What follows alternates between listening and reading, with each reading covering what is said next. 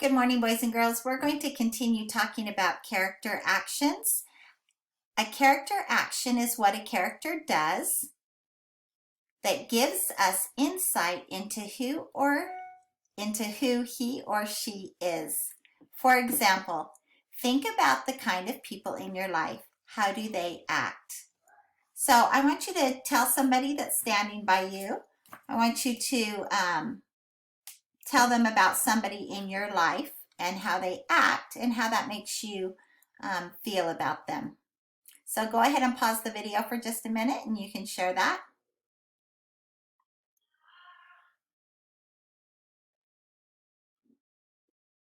All right, if you are back, I would like to go ahead and share our next comprehension poster, and it is discussing characters. Let's go beyond nice. And if you remember yesterday, we talked about other words that we could use that mean the same thing as nice. Friendly, kind, lovely, fair, compassionate, helpful, gentle, delightful, polite, caring, loyal, sweet. All right, so I was just going to share with you a character action that I know about my daughter, and that's Olivia, who lives with me, and she's been helping me get our lessons ready. She's been mailing me all of my things that are from my house to Arkansas so that I can do all these lessons. She's been getting your bags and packets ready for you. So I think that that is very kind of her. And she shows me that kindness by helping me with the things that I need. Okay? So that is the character action that she shows me. The new poster that we're going to learn today is about dialogue. And dialogue is what a character says.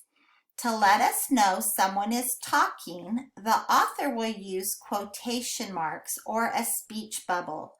So when you're reading a story and you see these little things right here, these are called quotation marks, okay? And as soon as somebody starts talking, they put quotation marks and then they write what the person said. Would you like a ride around the pond? And when the person stops talking, they put the other set of quotation marks. So in our story, who said, would you like a ride around the pond? Do you remember? Yes, it was Marcel. And so it said, would you like a ride around the pond? And then after the quotation marks, they wrote, said Marcel. All right, so that shows that somebody's talking. Now, if you are reading a comic book or a cartoon, you might see a speech bubble. And what the person is saying is in the speech bubble. And this speech bubble says, have you seen my friend Marcel? So if you were looking at a speech bubble, who would you see down here where the speech bubble is pointing to? Yeah, you would see a picture of Farfalina, right? So because she was the one that said, have you seen my friend Marcel? So that's called dialogue, when someone is speaking, when a character in a book is saying something. All right, so we're going to play a little game, and I have some dialogue cards here, okay? And the first one says, I think your drawing is beautiful. I can tell how hard you tried. Okay, so if someone said this to you, I think your drawing is beautiful. I can tell how hard you tried. What kind of character would they be? What kind of a person would they be if they said that to you? Should we look back at some of our character words that mean nice? Because that's a pretty nice thing to say, right? Can you choose one of those words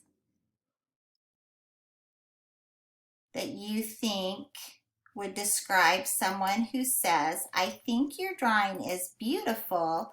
I can tell how hard you tried. What's a word that you chose from our list that you would use to describe somebody that said that? Kind? Kind is a great word. Compassionate. Do you know what that one means? Compassionate means that they really understand your feelings and they understand how hard you worked on that. Let's look down at our next quote. It says, I like to read on my bed. I have 6 books that I want to read soon on my table. All right. So if someone was telling you this, if they said, hey, I really like to read on my bed and I have 6 more books on my table that I want to read also, what would you think about that person? Would you think that they're lazy? No, I would think that they are smart, a hard worker, someone who is striving or practicing to be better, kind of like Luna in our little video clip, remember? When she didn't get accepted into astronaut school and then she went back to school and tried again. So someone who tries, okay, someone who tries all the time. That's how I would describe that person. Let's do 2 more cards. Okay, this one says, art class is my favorite. I enjoy using paints, crayons, colored pencils, yarn, and chalk. I love all the materials. Okay, what would those words tell you about a person? Would it tell you that they're angry all the time and they don't like to do things?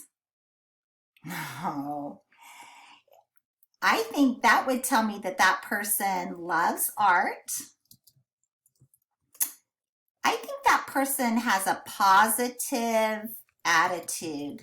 And a positive attitude means that they are happy about things. Even when things don't go great, they're still happy.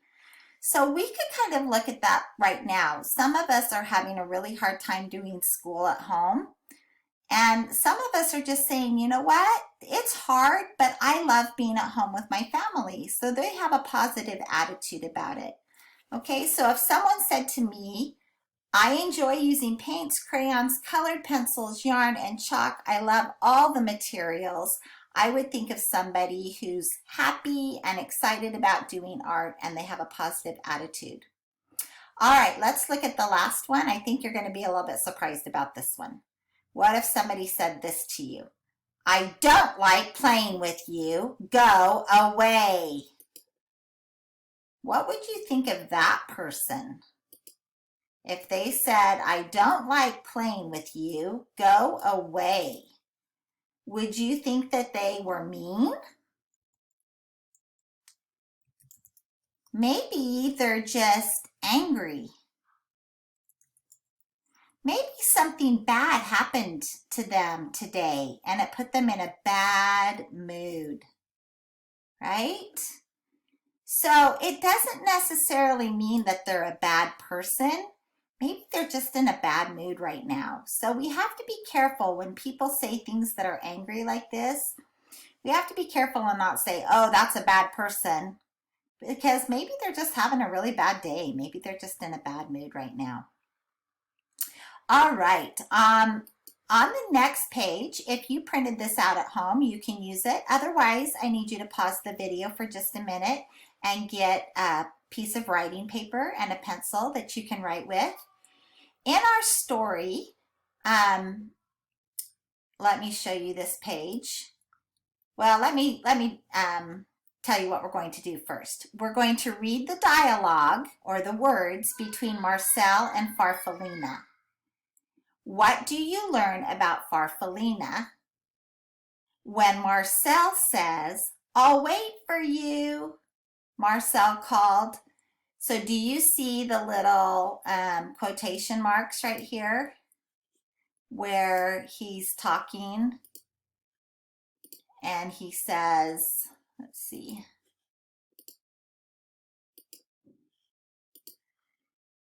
right there. Oops, move that.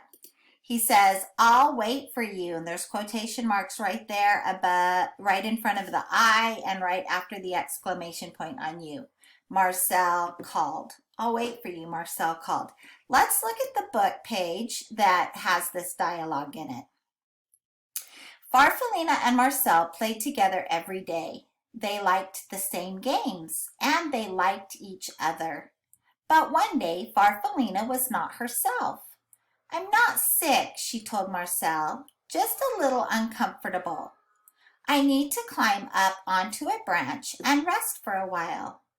I'll wait for you, Marcel called as Farfalina made her way up the tree. Marcel watched until Farfalina was completely out of sight. Then he settled himself in the grass and waited. All right, I want you to notice what Farfalina told Marcel before Marcel said, I'll wait for you. She said, I'm not sick, just a little uncomfortable. I need to climb up onto a branch and rest for a while. Okay, so when Marcel called, I'll wait for you, what do we learn about Farfalina? Why would Marcel want to wait for her? Would Marcel want to wait for her if she was a mean friend that said, I don't want to play with you, go away? He probably wouldn't wait at the tree for her, right? So that tells us if Marcel's going to wait for her, Farfalina must have been a really good friend, and she did not want Marcel to worry. So she said, I'm not sick. I'm just a little uncomfortable and I'm going to go lay down for a little while. Because she didn't want him to worry. Okay, so that tells me that she was a good friend. So I want you to pause the video for just a minute, and if you have this page, you can write on it. Otherwise, you can just write on a piece of paper. And I want you to write what you think about Farfalina. What kind of a friend you think she was. Okay? I'm going to give you a minute to do that. Okay, are you back? Were you ready? Were you able to write something about Farfalina? This is what I wrote. I think Farfalina was a good friend. If she wasn't kind, Marcel would not want to wait for her. She told him she would be okay. So now, if you have finished your sentence and made sure that you started with an uppercase letter and ended with punctuation, I would like you to take a few minutes and draw a picture of Marcel waiting for Farfalina. And if you want to look at this picture one more time, it has the tree, and if you remember, Marcel was just right down here at the bottom of the tree, and he was kind of looking up into the tree trying to find Farfalina, but remember, he couldn't see her because she was so tiny. Thanks for joining me for this writing time, and we'll see you next time. Bye.